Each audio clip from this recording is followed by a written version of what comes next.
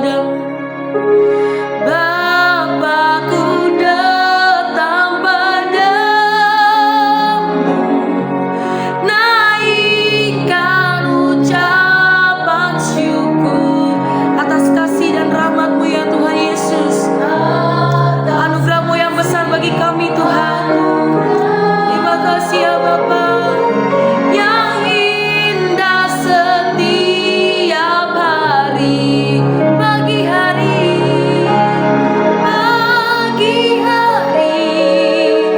siang hari, sore dan malam hari. Tak hentikan mengucap syukur atas kebaikan-Mu. Kami mau terus nyanyikan syukur kami kepadamu ya Tuhan Yesus. Bapakku datang padamu, naikkan ucapan syukur atas kasih anugerah-Mu yang selalu baru atas setiap kami Tuhan. Amin. Yang indah setiap hari, pagi hari,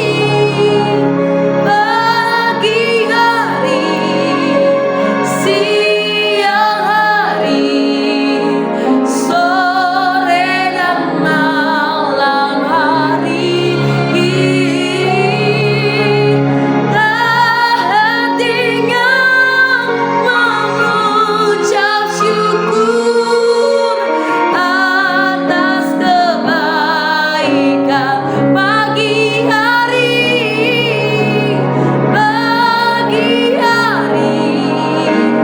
siang hari, sore dan malam hari.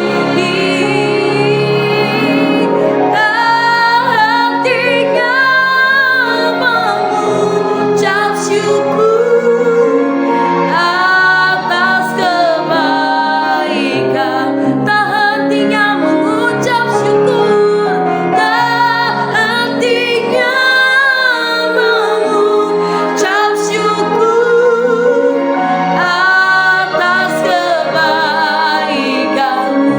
Tak hentinya mengucap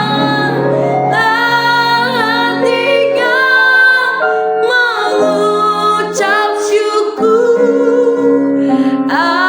atas kebaikan-Mu.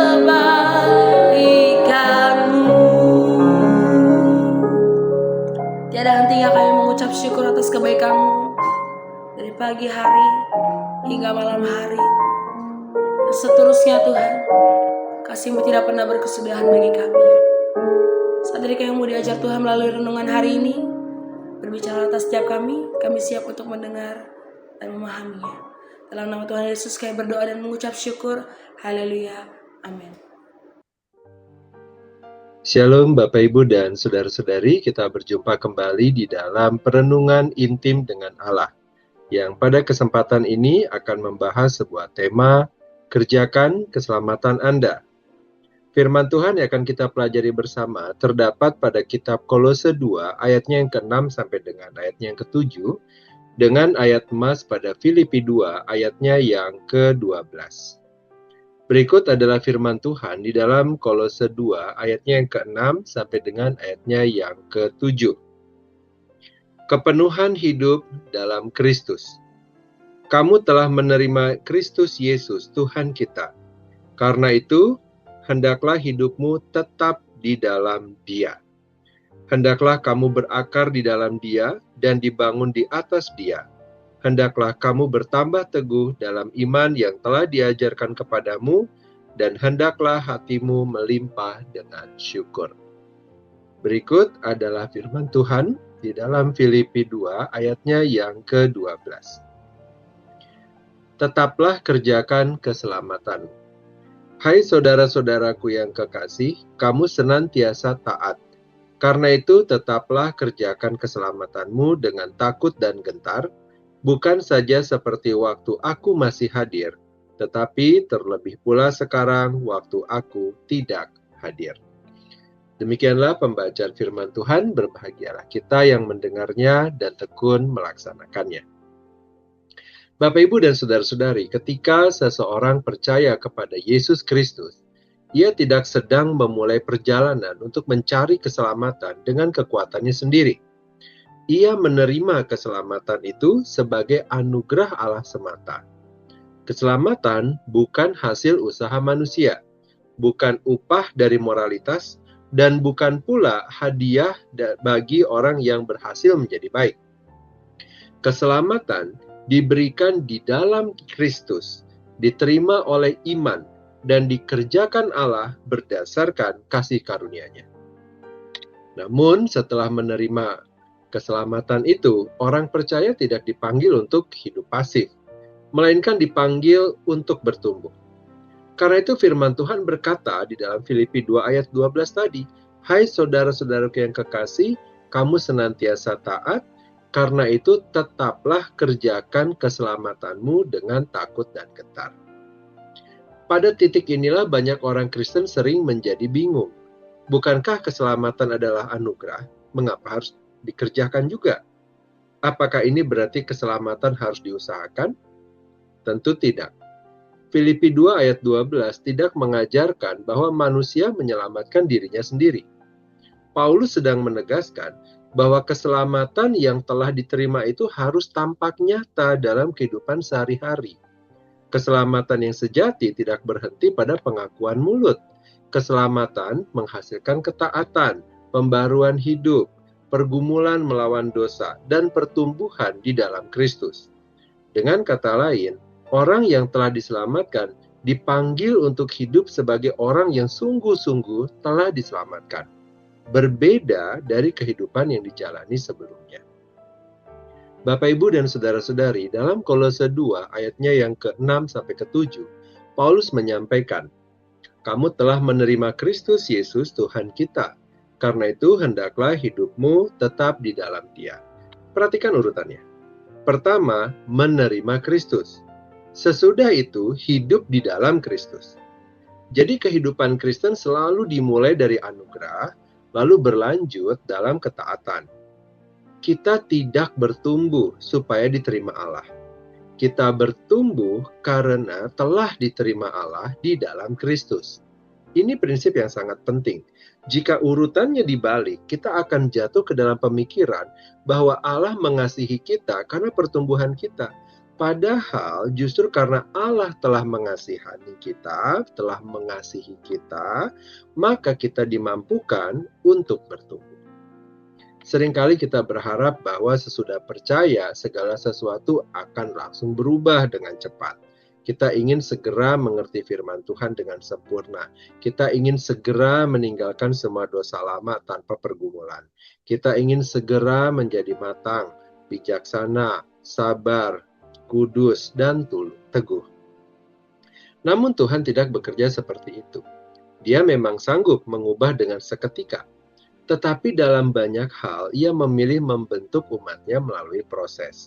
Ada pembelajaran, ada latihan rohani, ada jatuh bangun, ada pertobatan, ada pertumbuhan yang kadang lambat tetapi nyata. Kehidupan Kristen bukanlah loncatan instan menuju ke kedewasaan, melainkan perjalanan panjang di bawah tangan Tuhan. Karena itu Paulus memakai gambaran akar dan bangunan di dalam Kolose 2 ayat yang ke-7. Hendaklah kamu berakar di dalam Dia dan dibangun di atas Dia.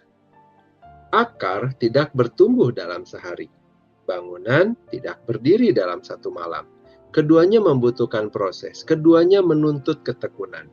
Demikian juga iman. Iman yang sejati memang lahir oleh pekerjaan Roh Kudus. Tetapi iman itu lalu dipelihara, dikuatkan, dan diteguhkan melalui firman Tuhan. Orang percaya belajar setahap demi setahap untuk memandang Kristus, mematikan dosa, menaati firman, dan mengasihi apa yang Allah kasihi. Kadang pertumbuhan itu tidak langsung terlihat oleh orang lain. Namun seperti akar yang terus masuk ke dalam tanah, demikianlah Tuhan sedang mengerjakan sesuatu yang dalam di hati umatnya. Bapak, Ibu, dan saudara-saudari, disinilah panggilan kerjakan keselamatanmu dengan takut dan gentar menjadi relevan. Takut dan gentar bukan berarti hidup dalam kecemasan bahwa Allah sewaktu-waktu akan membuang kita. Maksudnya adalah hidup dengan kesadaran bahwa kita sedang berhadapan dengan Allah yang kudus. Ada rasa hormat, ada kesungguhan, ada kewaspadaan rohani. Hidup Kristen bukan permainan. Dosa bukan perkara ringan. Ketaatan bukan pilihan tambahan. Orang yang sungguh mengenal anugerah tidak akan meremehkannya. Justru karena ia tahu betapa mahal keselamatan itu, ia belajar hidup dengan penuh hormat di hadapan Allah. Namun kita bersyukur pertumbuhan iman tidak bergantung pada kekuatan kita semata. Allah lah yang mengerjakan di dalam kita, baik kemauan maupun pekerjaan menurut kerelaannya. Jadi ketika kita dipanggil untuk mengerjakan keselamatan, pada saat yang sama Allah sendirilah yang bekerja di dalam kita. Kita memang berjuang, tetapi kita tidak berjuang sendirian. Kita belajar taat, tetapi ketaatan itu sendiri ditopang oleh anugerah. Kita bertobat, tetapi pertobatan itu dibangkitkan oleh Roh Kudus. Kita bertumbuh, tetapi pertumbuhan itu berasal dari Kristus yang menjadi sumber hidup kita. Dengan demikian bertumbuh dalam iman berarti terus tinggal dalam Kristus, terus belajar dari firman-Nya, terus dibentuk oleh anugerah-Nya, dan terus melangkah dalam ketaatan, meskipun belum sempurna. Orang percaya dipanggil untuk setia berjalan bersama Tuhan hari ini. Dan di dalam perjalanan itulah Allah membentuk, menguatkan, meneguhkan, dan memenuhi hati umat-Nya dengan syukur. Keselamatan memang diterima sebagai anugerah. Tetapi sesudah itu, keselamatan itu dikerjakan di dalam hidup yang nyata sebagai proses penuh sukacita, penuh pergumulan, dan penuh pertumbuhan di bawah kasih setia Tuhan. Mari kita berdoa.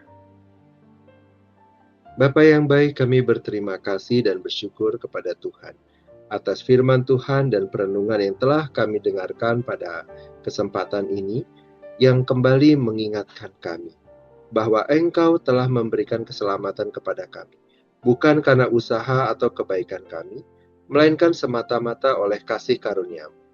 Kami bersyukur kepada Tuhan karena Engkau tidak hanya menyelamatkan kami, tetapi juga memanggil kami untuk hidup di dalam Kristus dan bertumbuh sebagai umat yang telah ditebus.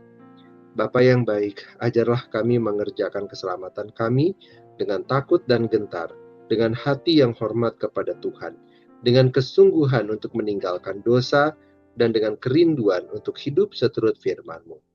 Ketika perjalanan iman kami mungkin terasa lambat dan penuh pergumulan, ingatkanlah kami ya Tuhan, bahwa Engkau sendiri yang sedang bekerja di dalam kami, membangkitkan kemauan dan memberikan kekuatan untuk melakukan yang berkenan kepada Tuhan.